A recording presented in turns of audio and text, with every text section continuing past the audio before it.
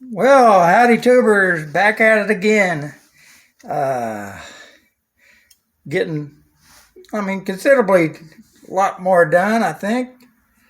Guess we ought to get to it. Hope everybody's enjoying their new year and staying healthy and all that good stuff. So here we go. I think I did this in the last video. I can't remember. But anyways, I couldn't find these pieces, and so I just bent my own, no big deal, and got them all riveted to the rudder bar. But I've got this piece, this brace, but I just haven't put the bolt in there or put the hole in here at the top. And I've got this all assembled and in there, and I've got all this in there. So that's what I will be showing you. Now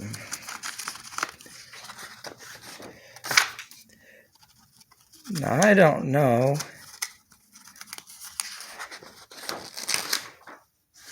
if, let's see,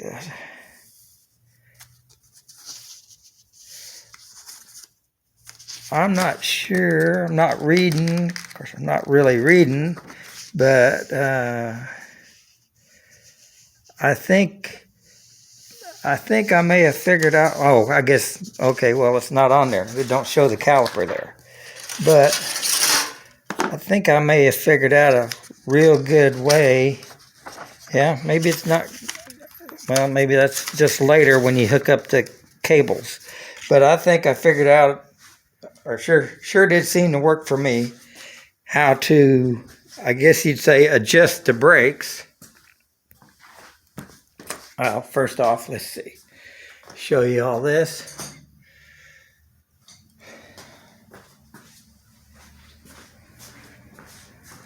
Now this I was working on when Matt was here. Of course, he hasn't seen it with the stick in there, but anyway,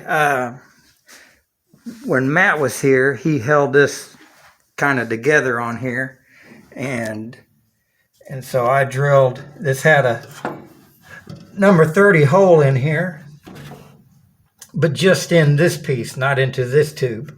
So I went ahead and, while he was here, went ahead and drilled that with a 30, and then that while he was holding this against this bushing and holding this against this bushing, so that we don't have any in play. And so while he was holding that, that's when I drilled this, and then that was about the time he was leaving. So I took it off there today and drilled it through with the 30, and then drilled it with a number 10, and then put a bolt in there.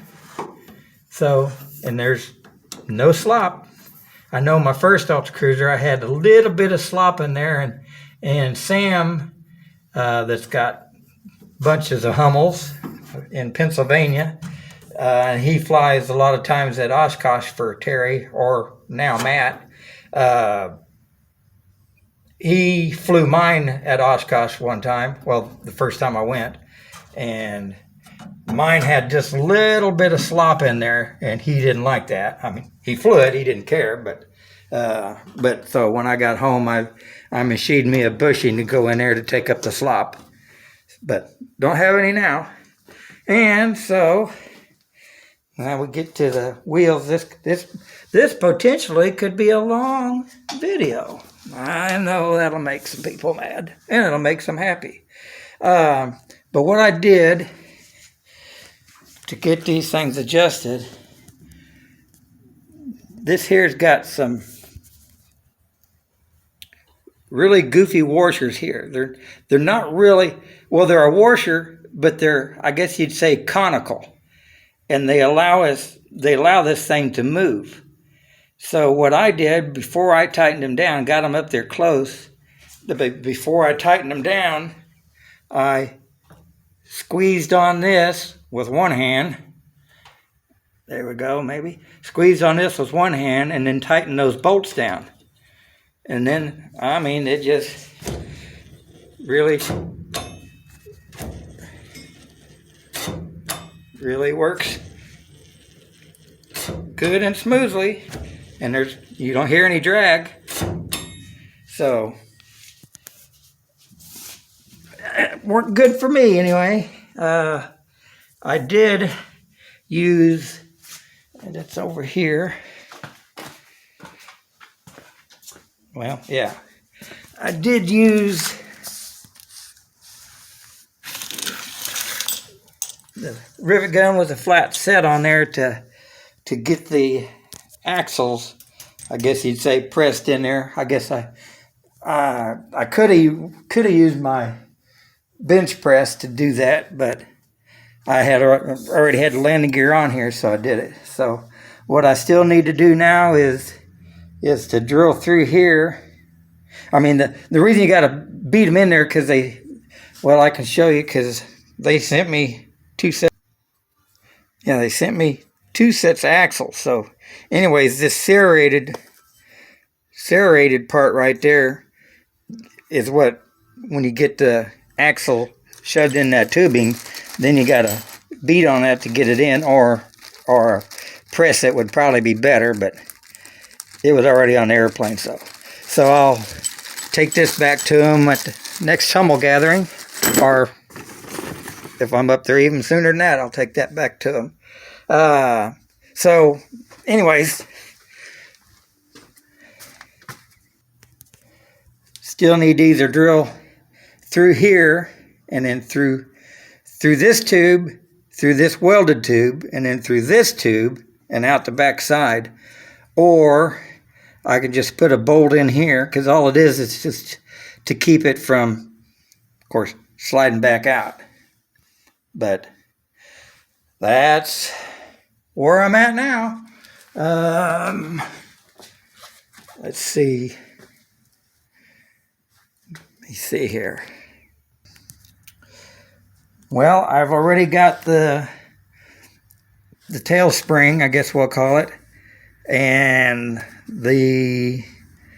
I'm not sure what to call that, yoke or whatever that the tail wheel goes in, that the wheel turns on, and of course pivots there for steering. I've got it all primered and painted, so it's ready to go on there. And the tire is still over there in that box. So let's see what's... Of course, I guess I could... after I get that tail spring on there, I could put it down. Can't get the page. Okay, we'll show you what's next now that I got this page where I can turn it. So I will be building them upstairs on my dining room table.